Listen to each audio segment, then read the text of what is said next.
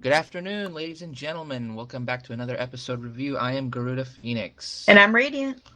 Okay, today we are going to be discussing Boast Busters.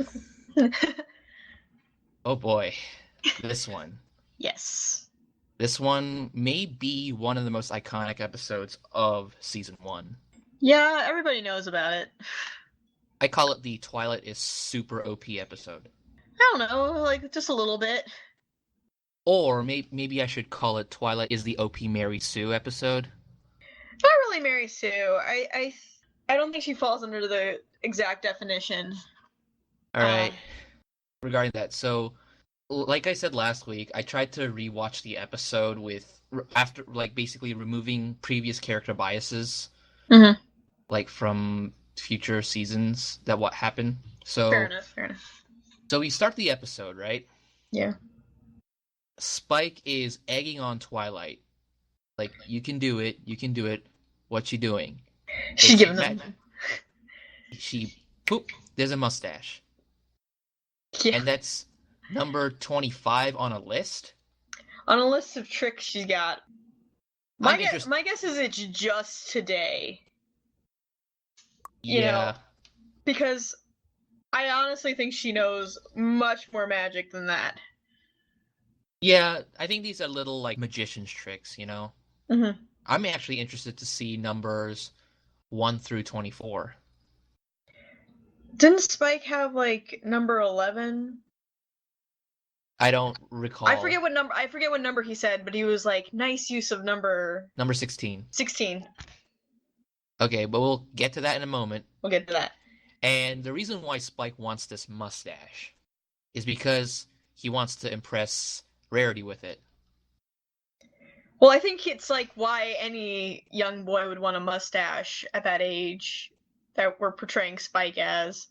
It's like, well, because girls like mustaches. Yeah, it's a pretty spiffy mustache, I gotta Yeah, it say. is. And actually, this starts the inherent use of like, okay, Twilight can produce facial hair for a non-mammalian creature. Thank you, Alex. Essentially, give a mustache to anyone she pleases, really. Mm-hmm. And then but she takes it away. So Yeah, it's like, yep, it's just gotta for go. practice. Sorry. It's like Uh, we can't keep creating crimes against nature no matter how much I want to. yeah, absolutely. So we have the theme, and then Yeah, the good theme for ends. Yep. That's pretty much all I'm gonna say about the theme. There's a theme, and there it is. Woohoo! And then Twilight and Spike get into a pretty serious discussion about how magic works in Equestria. It's very, Exposition, exposition. yep, it's very exposition heavy, where it's like there's different types of magic, but then Twilight's cutie mark is magic itself. So it opens up, I wouldn't call it a can of worms, it's a can of possibilities. Yeah, about all the different types of magic unicorns are capable of, and just how powerful is young Twilight here. Hmm. Absolutely. And you know what? Spike believes it so much that, he's trying to puff up her ego. It's like, dude, you're the best. Well, Come she's on. his hero. Yeah, I think, like, going back to last week's episode, I was thinking uh, how Spike was acting well, not Spike, but Pinky was acting like my little brother. It's almost, I see the same deal here, Mhm. where Spike sees Twilight as like the big sister who can do anything. Yeah, And so he'll like brag about her to his friends and all that. it's like, yeah. My big sister's pretty cool, and like she can do all this really cool stuff. And Twilight's back there, like I really can't. She's blushing and trying to deflect. It's like, not It's like really. And I'm not really that great. Spike, please stop. yeah. And then suddenly we see Snips and Snails run into Spike. You're sighing really hard. Do I take it as an Yes. omen? They're so annoying. Well, you gotta have the stereotypical town idiots, right? Well, yeah, I but that mean, doesn't that's what mean I they have to are. like them. Yeah, but they're a trope. You gotta have them. It's You like I have, think most people would prefer Snips and would prefer Spike to Snips and Snails. I mean, It's like, even Spike's gotta have his heroic moments, right? yeah, Snips and Spike's, Snails just cause problems. They just cause issues. yeah. I mean, for as much issues Spike has caused, Spike, has some likable moments. Hmm. Well, Snips and Snails, they're just idiots, Yep. really. They're the quintessential town idiots. Hmm. And they're bragging about a new unicorn in town who seems to be able to do all kinds of magic. Huh. I wonder, does that sound familiar? Hmm. Yeah. To be fair, she was probably there for about a week while Twilight was in her library studying. So that's why they haven't heard of her. Like, why the town's so enraptured. I'd actually think that she just arrived and Snips and Snails were basically like her PR people. I Like, could definitely believe that. well, it was just Trixie's luck that she found like the pretty much the dumbest and gullible people in town to promote her show. Yeah. So Snips So and Snails are running around like, "Hey, everyone! I saw this pretty awesome thing and whatever." And then everyone in town flocks to the little wagon thing. it's like when you're a kid and you learn how to do that trick where your finger looks like it's coming off, and then everybody surrounds you because that's just the coolest thing ever. Oh yeah, that is pretty. That's pretty. That was pretty dope. Yeah. So we come to the little performing stage wagon that Trixie has, and the moment I hear Trixie's voice, I knew, I knew. Oh my gosh, you're unbearable. Yeah. Though she definitely has a performer voice to it. It had a bit of a whine, you know? Yeah. I mean, it's like I'll give you like the actual line she said. Come one, come all, come witness the great and powerful Trixie. I'm like, okay, this is like the very like the circus man, hype man thing. They're like, She's a performer. I can give her that. okay, yeah, that's actually what I was thinking. Like, she's a good performer. Yeah. I'll give her that. She's got the pyrotechnics, she's got the flash and the pizzazz, And the confidence. the confidence too. She's got the charisma. Well, I'll check in on the charisma later, but Maybe a little bit. yeah, but she's got pretty much all the necessary tools for her to be a successful performer Yeah. of magic and stuff. And when we flip to the audience, Rarity's not buying it. Hmm. She thinks it's basically a very brash kind of attitude. Yeah. And then Applejack thinks the same. It's more of like she's kind of hammering it in and it's getting kind of on people's nerves. Yeah, But but people's still there. I mean, and it's the crab mentality. They're like, "Well, I don't like her, but should I leave?" It's like is everybody else okay with this? yeah, It's like there's just like this you're trapped in the middle of a crowd and it's like, well, nobody else is leaving, so I they guess I must can't I leave. must be overreacting. Yeah, but Rainbow Dash, once again, this is why no one likes you. I like Rainbow Dash. Stop it. Yeah, okay. You know what? One day we're gonna have to settle this. One day we're gonna have to discuss this I'm totally hardcore. okay with you not liking Rainbow Dash, but saying that everybody hates her is a bit too far. Okay, this is why I don't like Rainbow Dash. She uses this opportunity to kind of like puff herself up even more. Like, oh my gosh. Yeah, I mean, it's like she has a character, and like I can be like, Rainbow Dash, calm down, sweetie. You really need to think this through. But I feel like she has a character, and she's staying true to it. Oh, And of yeah. course, in like these kind of episodes, we're going to be hit with more of the side of her that's more brash and abrasive. Yeah, I think it's just a matter of we've already seen a few episodes of the whole. It's kind of like getting hit uh over the head with a hammer. It's like, oh, Rainbow Dash is this type of character. It's like, okay, I get it. Hmm.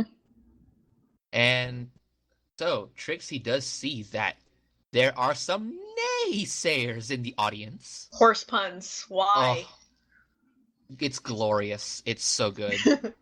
It's so good. I mean, this is a show about little horses. Why not make horse jokes? They do it all the time, I know.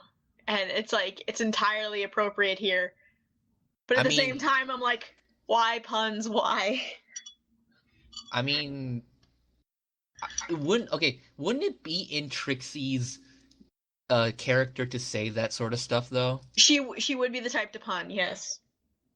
But it's not like the comedian type of pun where it's like she says a pun and you hear the Like the ripcord. yeah, exactly. But then we notice that she's speaking in third person. Trixie's speaking in third person. People do that. Yeah, And I it's remember in Legend of Korra, not Legend of Korra, Avatar: The Last Airbender, the the boulder boulder. spoke in third person. I think it's a very performance thing too. Is it a performance thing or is it some personality dissonance disorder or whatever? Well, when people perform, sometimes they get into this character that they create and they have to distance themselves from this character. And they do that by talking in the third person. It's like, this character really isn't me, but we all know this character is me. It's a weird thing. Yeah, I don't really understand it myself, actually. I don't do it, and I don't know anybody personally who does it. Hmm. But I think it happens a lot. Like, people do this. Yeah, So, I take it as this is part of her shtick. brash, yeah, her shtick, her brash personality, essentially. And it gets to the point where even Rainbow Dash, this boasting is kind of annoying too. Yeah. Well, with a little prodding from Applejack. But then it comes to the point where Trixie claims that she defeated an Ursa Major. Yep. So it turns out with a little neon light show that an Ursa Major is a bear. Yep. But like a bear, I mean, we don't actually have a sense of scale for what this bear is. Sounds terrifying, but we have no real context. Well, I mean, in the light show, it looked about twice as big as her, if Yeah. I'm thinking back right. So it was like, it wasn't a normal bear, but I take it wasn't a normal bear, but I don't know what it is. It sounds pretty scary, but other than that, that's all I know. yeah, like I knew stars, and so I know they were referencing that star, And like snips the and Big snails are just Dipper. eating this up, right? They're just eating it up. They're like I gulping have all to of this imagine down. that this isn't the first time this has happened. Oh my gosh. Like, this just happens all the time, and ponies are just like, just let them have it. Oh man, I'm thinking like every new fad that comes to Ponyville, they're like the obligatory hype people that buys into every gullible scheme. Well, I think Pinkie Pie might have used them. Like, hey guys, there's this new unicorn in town. I haven't seen her before. Let's throw her a party. They just Yeah, like went around town gathering every pony. yeah, they're good PR people, but they're kind of like airheads too. Well, yeah. Yeah. And Spike is actually egging Twilight to kind of like go up and put Trixie in her place, but Twilight started like refusing to do it. Yeah, because she doesn't want to show off. Like, her friends are basically saying, from how Twilight is understanding, is that if she has powerful magic and she uses it like against, like, kind of shows it off, then she's a show off, and her friends won't like her anymore. And Twilight really, really wants to be with her friends, so Yeah. she's going to do a step below whatever it takes to keep them happy and placated. It's like with her. she's like, I could step up and put Trixie down, but it's almost like, will I become like her and people will start hating me? That's the like the conundrum that she's facing right now. Yeah, because she doesn't understand ponies or social Yeah. interaction, and so she's trying to figure it out.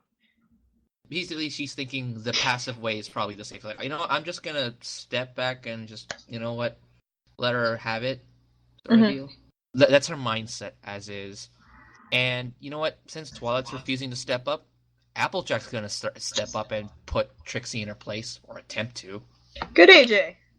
Yeah, good on you, Applejack. And honestly, her moves are kind of sick. They're pretty slick. Mm-hmm. I mean, I wish I could do half as much as she could. I don't know. I don't have a tail, so I wouldn't be able to tell you. Yeah, I know. But I mean, even just like regular anything. Regular rope tricks. Yeah, rope tricks of any kind. If I tried to do that, I'd probably like end up entangling myself 17 different ways. It's really easy to tangle yourself. Mm-hmm. But Trixie is apparently good enough to turn the tables on Applejack. She just used like a telekinesis trick, really. The snake. The snake performer, the snake charmer with the flute and everything. Yeah. And tussles her up like a She pig. hog-ties her. Yeah. Straight up with the apple in the mouth. Yep. And you know what? Which isn't exactly doing what Applejack did. Just we'll remember that. Yeah. I mean, it's not equal, but it's enough to kind of like deflect it back to Applejack. Like, if I think this as like a roasting competition, you know, Applejack put out some sick burns, but then Trixie had enough to kind of like hit back. And so now Rainbow Dash is up to the plate. Good for her. Actually, what she did is pretty cool. I really like that. Yeah. Yeah. That's the thing. Like, I don't like it when Rainbow Dash is saying, when she does cool stuff like this, I buy more into her being that way, you know? I think it's more of like, she can reasonably back up what it says. She has never told someone that she can do something that she can legitimately not do. So she has talent, she's fast, whatever she says, she ultimately believes. Mm-hmm. And the difference between that and Trixie is like Trixie's trying to build up her talent and she's lying about her accomplishments to try and make her sound better. But when Rainbow Dash says she can do something, she can do it. Yeah. But the one thing I want to know is that how does this trick even work? Like, she flies up into the clouds, comes back down, like flies through a cloud with the water trailing her, flies through like a windmill, and then comes back to the wagon stage, stops, the water like runs up behind her, splashes her on her back, and a rainbow appears. Yeah, it's bound. The water is like around her, kind of in a mist, and it's reflecting off of her hair in the sunlight. Okay, actually, you know what? That's a pretty cool trick. Like, yeah. I wouldn't have thought that up in a million years. Yeah, she probably had some practice. I mean, Mm-hmm. she flies around a lot. And this is where Trixie's magic becomes a bit confusing. And as like the retaliation, she takes control of the rainbow above her head. To which I think Trixie is very good with manipulating light. Like chromatic magic? Yeah.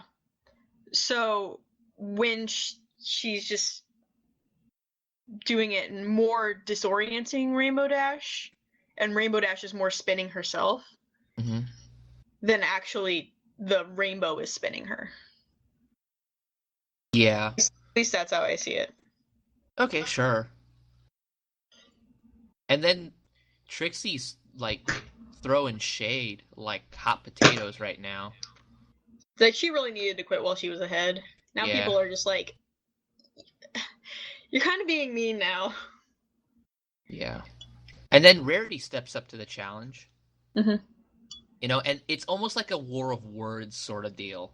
Mm-hmm. It's like, you know what? I don't subscribe to this brutish fight, but I will, you know what, defend the town or something like that. But it's kind of like it's almost like a duel with words, and I like the writing here especially. Mm-hmm.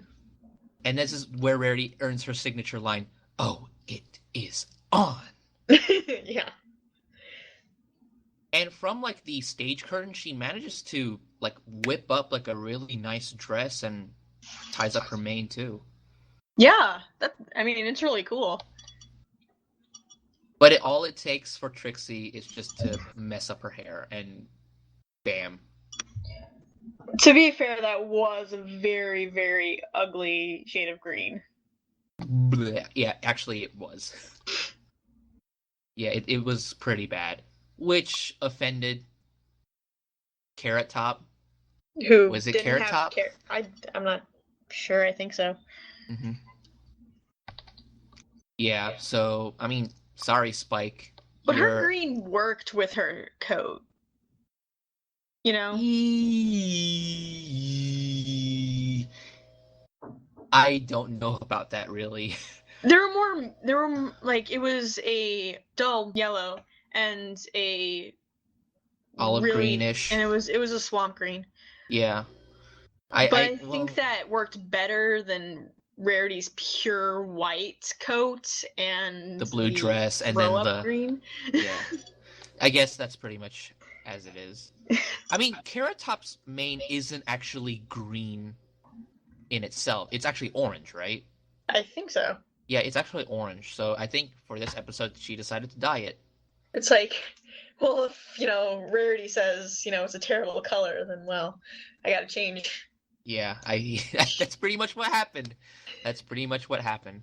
New headcanons. So Anyway. yeah, so Next, Trixie Trixie Chung. just Twilight, yeah. Yeah. But Twilight again. Here's her laundry. Yeah, she wants to do laundry. So they do laundry in Equestria, so that's canon. Well, I mean, she might just be cleaning, like, her bed sheets. I mean, Sure. And whatever little clothes they may or may not actually have. and Twilight just, accidentally made it so that her laundry would call her when it was done. And Yeah. it's completely legitimate. Mm-hmm. And so I think Trixie wins this round, really. She's got the whole town in a tizzy, and, she's taken up temporary residence near the town hall in her little traveling wagon. So it's like, and Snips and Snails are still fanboying hard. yeah, though they're in Ponyville, out of the way. She's new and she's shiny, and they're She's like a new toy. I feel bad for saying that because that actually may be true from Hasbro's perspective. Yeah, it's just like, she's new, she's shiny, have people. Yeah, No, and it's the general idea that if in a show you introduce a new character and you want them to be liked, you have to have someone like them. Yeah, like someone in the show like them. But that doesn't work when we don't like Snips and Snails. So it's like you want to like the person, but you don't like the fans of that person. Yeah, I mean, it's like if we had Pinkie Pie go up and talk to her and, Pinkie Pie really, really liked her for whatever reason it was, or even, like, Rainbow Dash, like, they started, like, talking to, like, having, like, a friendly competition about it. We could like Trixie a little bit more. Mm-hmm. But the fact is we don't like Snips and Snails, so them liking Trixie doesn't do anything to make us like Trixie. Yeah, sure. I mean, I could almost relate it to the Gilda situation we had last week, but then it's like Trixie isn't as malevolent as Gilda actually was. Like she's being a bit arrogant, but it's not like she's ruining people's livelihoods and stuff. No. I mean, other than Rarity's hair, I mean, she's not sure causing Rarity physical harm. She's just, it's like a prankish thing, Yeah, and, they challenged her, so. Yeah, and you know what? The personality-wise, it's a performance face, I can separate that from maybe what Trixie might really be. But Spike is confronting Snips and Snails, who are still fanboying hard over Trixie, who've given her the moniker GNPT. That's pretty much the depths that they have sunk. Mm-hmm. But calling her the great and powerful Trixie every single time would be annoying. So yeah, so shorten it, which is pretty efficient. But Spike is like, okay, you're claiming she's legit, but you haven't seen her do any of the actual cool stuff, right? Mm-hmm. Like, all she's really done so far is pretty much parlor tricks. Yeah, it's parlor tricks, and then... I mean, she's doing it with skill. Granted. Yeah, I'll give it. It's pretty skillful, but like the Ursa Major thing is the shtick, right? It's the sticking point. Mm-hmm. And you know what? Spike doesn't buy it until he actually sees Trixie defeat Ursa Major. And you know what? Snips and Snails have a little dim light bulb turn on somewhere between their ears. Yeah. And do you blame what happens next on Spike? Because if Not we really... even. Not really? Not even. I think if he was having this argument with any pony else, everybody else would have known that he didn't mean go get an Ursa just so he can see it. But the suggestion was kind of brought up. Like, it's like he brought up the suggestion. You know what? Unless if she beats an Ursa Major, I'm not gonna believe her. And then Snips is like, huh. Okay. And like, you know, you can hear the gears clicking in their head. Yeah, but I think it's more of like a bunch of 8-year-olds trying to combat something, and it's like there's no real meaning behind it, but the kids don't really have this like interconnection where they're like, I don't mean go get something to come so we can fight it. That would be a bad idea. Yeah. Like, I think that Spike figured that what he said wasn't going to be taken seriously. And, you know... Yeah. So, I don't think he predicted what the consequences of what could have happened. Yeah, and it was completely innocent. I think it's like Spike didn't realize how dumb they actually could be. Yeah. Okay, so, I mean, Spike goes back and tries to reason with Twilight. Like, come on, please, just put her in her place. Oh my gosh. Mm-hmm. Yeah. And honestly, both Spike and Twilight have some reasonable points. Like, it's a very logical argument. Mm-hmm. So he's like, Spike's like, okay, please, just do something to put her in her place. And do, like, that's it, okay? Like, that's like, stand up for your friends kind of thing.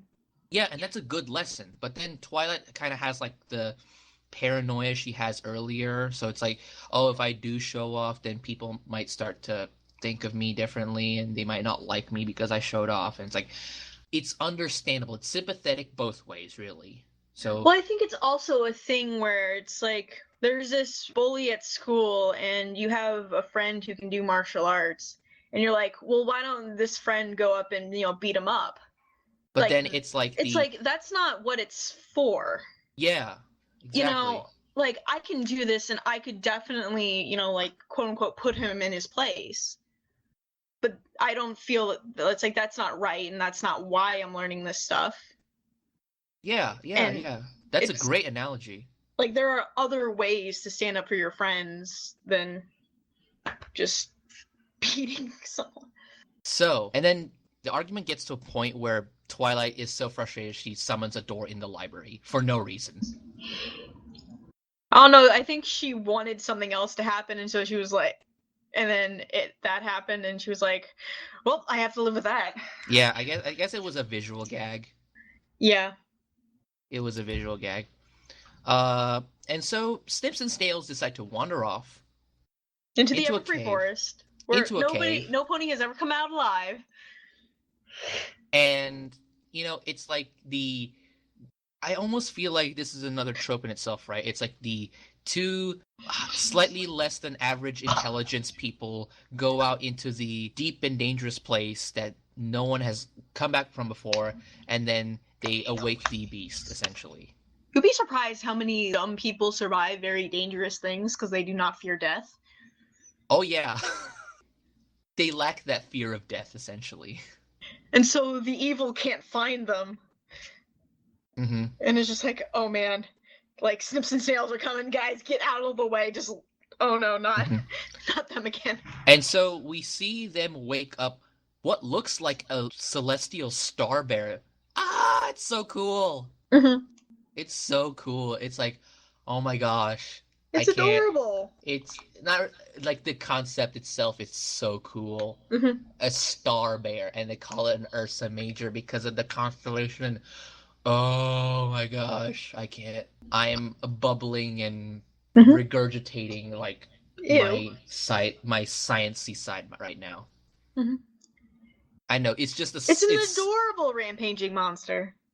Yeah, it is actually. And they rush back to town and they knock like, hey, Trixie, They meet Trixie, up with Trixie. Spike along the way. Yeah. Hey, Trixie, Trixie, Trixie. Here we brought an Ursa Major. Do your cool stuff. It's like, you idiots. Isn't it like the standard, you fools? Isn't that the villain standard? The standard henchman, you fools. Yeah. And then when confronted with the actual possibility of fighting a Ursa Major, as they know it, yeah, Trixie actually loses her third person speech. Yeah, because she's not performing anymore. She's like, okay, I'm done. Yeah. Yeah, I think really, and then you know what, Trixie tries a couple of her parlor tricks, and even the Ursa's unimpressed. Yeah, he's like, really? That's what we're going with now? The rope, and he snaps it with his fingers, and then the storm cloud really just irritates him. Yeah. And Snips and Snails, they're not scared anymore. They're just upset. They're angry. Yeah, they're like, hey, where's the cool stuff we're supposed to see? It's like, come on, we went out and got you a gigantic rampaging star bear. Do something cool with it. Come on. Yeah. I mean, this is like what the person with the lower end intelligence is gonna do, right? They're not gonna act rationally in the face of danger. Yeah. It's like, hey, come on, you're supposed to beat this bear. Yeah, come on. And then, you know what, Spike finally convinces Twilight. Yeah, it's like, yeah, we got a major problem outside. Da-da-ding. Yeah. Anyway, no, puns are bad. I'll hold off my view on that in a moment. Anyway. Yeah, it's less him trying to convince her and her hearing the growl and she being like, what just happened? And so the bear's rampaging and destroys Trixie's wagon. Aww. Yeah, I feel bad. I don't think she's done anything to earn that. Maybe it was inherited? Yeah, I mean, like, she was more annoying than anything, and the main Clarity, Applejack, and Rainbow Dash, they were kind of egging her on. Mm-hmm. I don't feel like she actually deserved to have her home smashed. Yeah. I feel kind of bad about the wagon being smashed, but anyway, Twilight decides to kind of like stop the rampaging monster from attacking the town. Yes. It's very Powerpuff Girls-y, you know? Mm-hmm. And so she essentially just goes Super Saiyan here, right? Mm-hmm. She charges up her horn and does like basically the most mind-blowing, fantastical way to prevent property damage, to prevent, you know, harm to anything, harm to the creature itself and the collateral bystanders. Really, I'm like, what? I mean, really, it's basically a really simple plan, but she has to be able to use like 5-ish types of magic at the same time. So first she causes wind to snap some reeds, and that in itself plays music. I'm like, that's a lot of wow. Mm-hmm. And then so the music from the reeds like calms the bear down and makes it drowsy. She takes the Ponyville water reservoir thing, right? empties it, puts it through a barn, like milks a whole bunch of cows. I don't know how that felt awkward. Anyway, And that's a lot of considering milk too. yeah, considering cows in this world are sentient, I don't know. Anyway. And so out comes the water reservoir with the milk, and she, levitates the bear. Levitates the bear, gives it the milk, and floats it away back into the cave. I would have to assume that while it's light that has mass, it is definitely light. And so it's probably not as heavy as its size would dictate. But still. It has mass enough that it can smash the wagon. Yeah. I think it's just solid enough more than that. So it's solid enough to smash a wagon, but it's not light enough to... I mean, honestly, it's walking around and it's causing the ground to shake. Mm-hmm. But you know what? We can discuss the physics of light-based creatures in another episode. That should be fun. Yeah. And Twilight, while she's doing this, she's like charging up her horn. It's very, like I said earlier, it's super Saiyan. Like she's, like her hooves are digging into the ground, and this is taking a lot of focus, a lot of power, a lot of concentration. And then she finishes the magic and everything, and honestly, everyone is like, "Whoa, whoa!" That was my reaction. I mean, I would have been like applauding. Yeah. Twilight several times. Mm-hmm. Well, it's like the first time you watch it, you're like, yeah, Twilight. But... yeah, she's overpowered. And this is what I bring about. She's really overpowered. Mm-hmm. But, I mean, I would like to kind of take that back in a way, because that's her cutie mark, and basically she's essentially a prodigy in it. So it would make sense that she would be that magical, but then all she has to do is just practice honing all of that magic into different applications.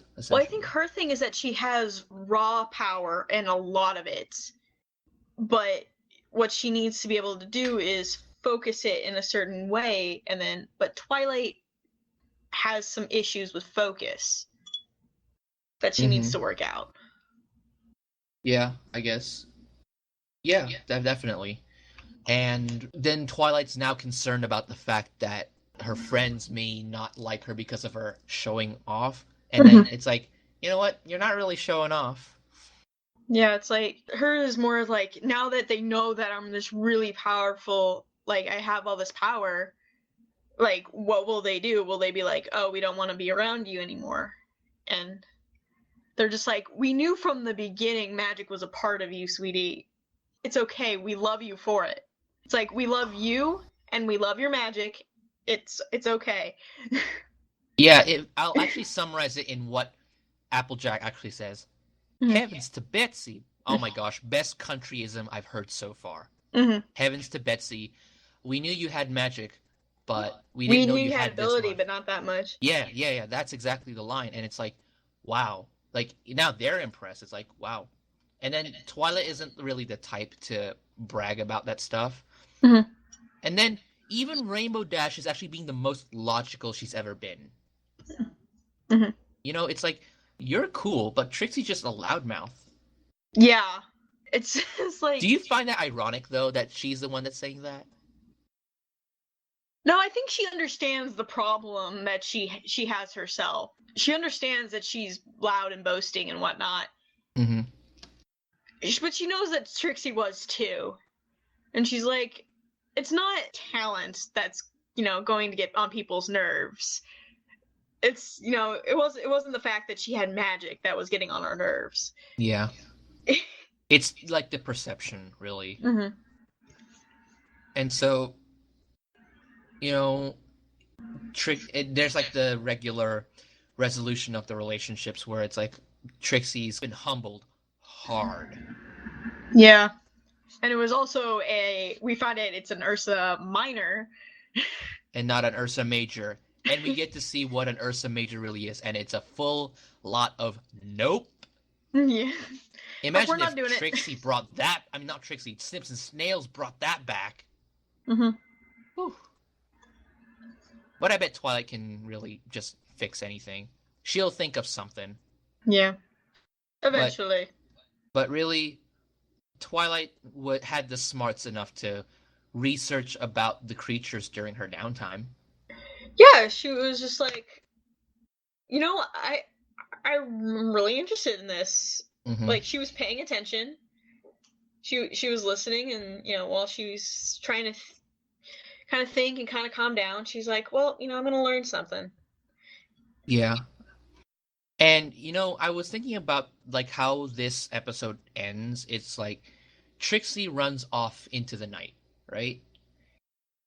Yeah. But then it's almost like it almost had some similarities to last week's episode where it was like uh Gilda basically leaves with almost kind of like a sour taste in everyone's mouth. But Yeah. I guess this week it's not as palpable really. But Mm-hmm. once again, I'm gonna put out the question: do we want to see Trixie come back in a future episode? Not if she Not will be, but it will. not Would this you want to season. see her? Yeah.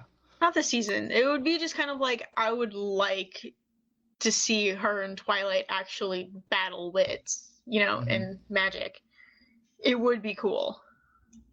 So it's almost like another setup where we set up like a character that we may use in the future, Mm-hmm. sort of like a recurring character, really. Yeah, like Yeah. kind of populate the world a bit. Hmm.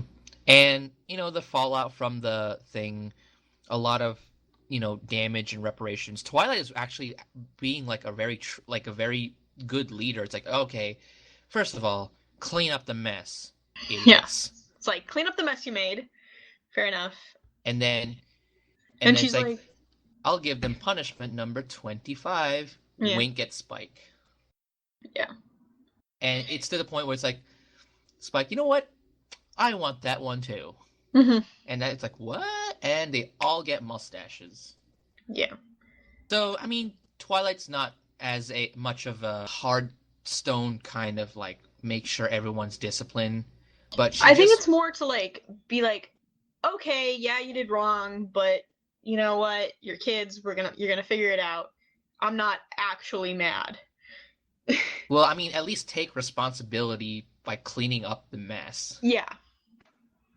Twilight took care of the big mess. Take care of the smaller ones, please. Mm-hmm. And they do acknowledge that it's like we deserve whatever punishment you give us. Yeah, so at least Snips and Snails kind of have that sort of mentality. It's like, well, we know we screwed up. Yeah, big time. And so the episode comes to an end where, The letter. yeah, the letter. Magical letter. Dear Princess Celestia. And really, this is.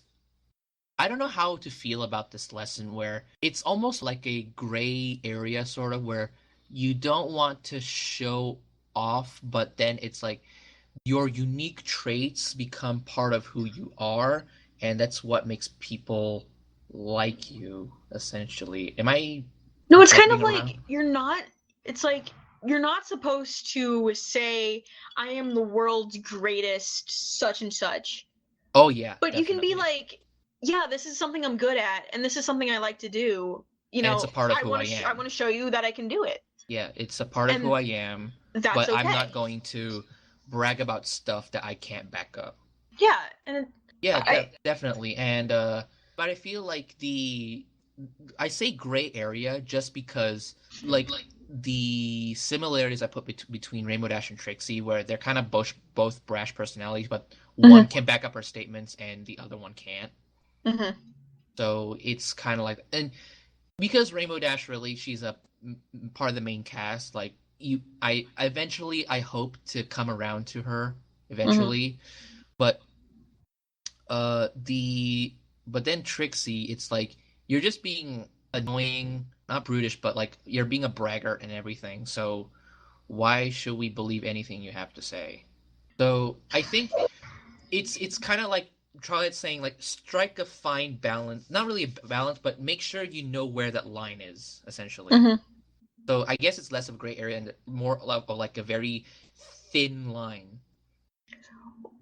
I think the lesson that Twilight herself learned here was more like I have a talent, and it's okay to let people know that I have this talent.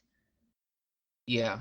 Because there's a lot of kids who grow up with like one talent or another, but won't admit to having it because they're absolutely terrified of what people will do, Or think.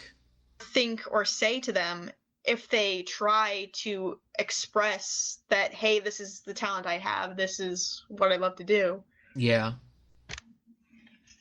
And we kind of So see I like the think that's two an important lesson opposites. for Yeah. We kids. kind of see like the two opposites in which Trixie would brag about anything, Yeah. like she even stuff that she can't claim she can't even do, and then Twilight who can do a lot of stuff but she couldn't even think about doing it, but she won't admit it. Yeah. So it's basically a tale of two opposites, really. Mm-hmm. So yeah, and that pretty much concludes our episode for today.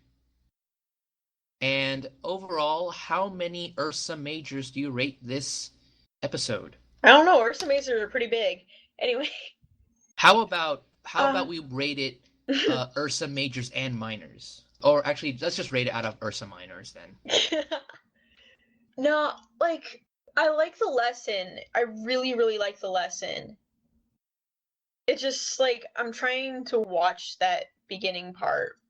Like Snips and Snails, that's just I don't like that. So And then they're a watching like the negative. beginning part where the like 3 of the main 6 are heckling Trixie and Trixie's not helping. It's hard. It's hard. So let's say, how many Ursa Minors do you give it? Maybe like a 6 out of 10. 6 out of 10. So is Like it just basically a lot of it was Snips and Snails? a lot of it was Snips and Snails, and a lot of it was just how badly they handled the whole Trixie boasting thing.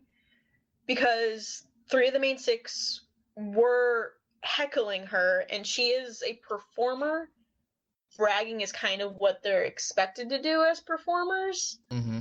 And then they're painting her as bad and then kind of like villainizing her. And then, she's kind of villainizing herself by kind of going back at it.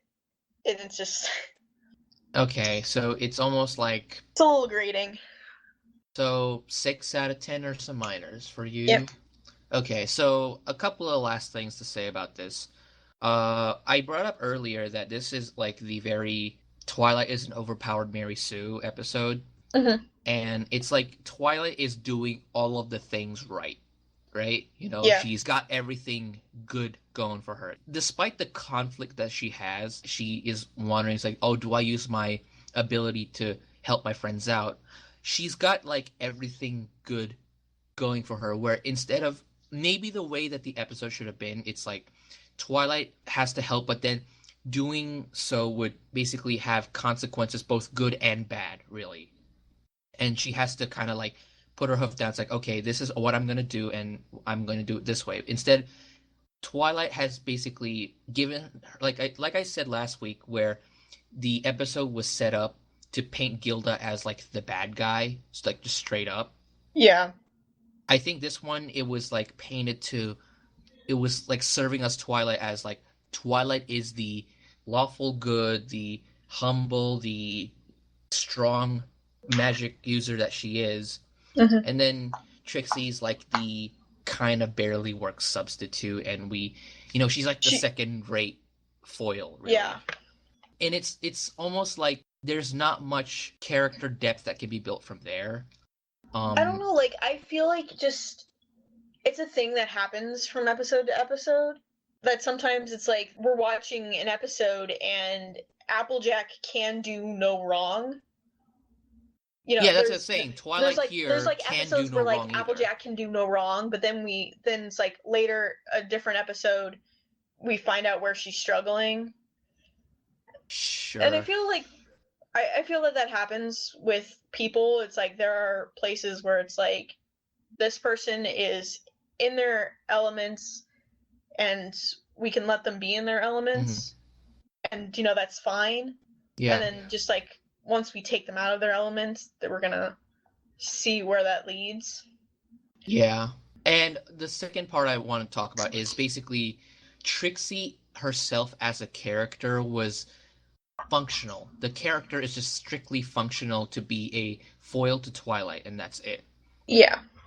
And I think that's gonna be like a slight ding to the episode in addition to like what I said about Twilight. Twilight is basically 1.5 note character here. She's not gonna be a multifaceted character in this one.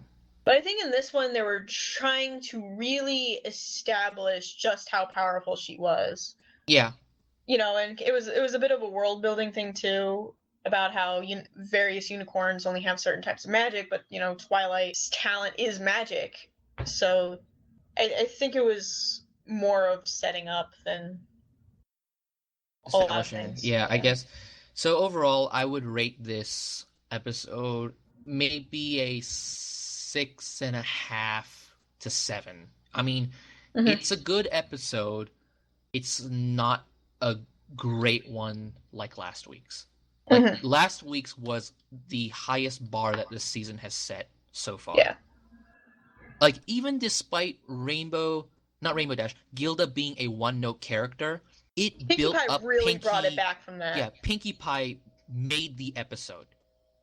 She made the episode with the help of Rainbow Dash and everything. Like the and episode itself. I'm a year older than you. Yeah, and there was so much good stuff in last week's episode. This one, there was a little bit less depth. There was, there was a bit more world building, but there was less depth in story and character. So I would give it a 6.5, just slightly above yours, because I don't have that issue with the other main 6 retaliating against Trixie, but I do have problems with Twilight being an overpowered Mary Sue in this one, and Trixie just being a functional foil, essentially. Fair enough. So, yes, that concludes this week's episode, Boast Busters. Woohoo! So, shall we let the people know what we have coming up in the future? I don't know, we're gonna try and get season 6 up, and we're gonna keep trying to catch up here. Yeah, we're essentially going to be doubling down on the number of episodes we crank out each week. So as of March 26th, it's when season 6 comes out. Yay! I'm actually surprised that they rolled back the release date earlier, really. Well, they're like, we can't have that year-long hiatus again. It wasn't even a year-long hiatus, really. Like, the season 5 ended when? It was really long. When did season 5 end? Like, in the fall or November or December or something, right? It was November, I think. Season 5. So it's not even been 3 months, or it's been about 4 months. So yeah. It's not actually been that long, really. No, not even. Yeah, so I'm frankly surprised and pleasantly surprised much more that we're gonna get our episodes earlier, but it's complicating things in the matter of putting out our episodes. So as of right now, we're going for the next 2 weeks. We're going to be making the episodes as usual, but starting on the 26th, we are going to double down on the number of episodes that we're producing. One for the season 1, continuing up to season 5, and we'll be doing our season 6 concurrently each week. So 2 episodes a week. Hopefully we can deal with the workload. Alex, do you think you're up for the task? No. Well, we'll try. Yeah, we'll try, but that's pretty much that's our plans moving forward, and yeah, that's pretty much it. So, are you excited for season 6? Oh yeah. Oh yeah, I'm super pumped. We can talk about potential. Actually, you know what? We'll hold off until that time. I mean, season 6 isn't for another 3 weeks, so talking about trailers and spoilers won't help much, really. Not really. Yeah, so I'll keep those to myself, and we can watch the episode as it comes out. So thank you guys for listening. This has been Boast Busters, recorded on the 6th of March. I'm GarudaPhoenix. And I'm Radiant. Goodbye, everybody. Bye.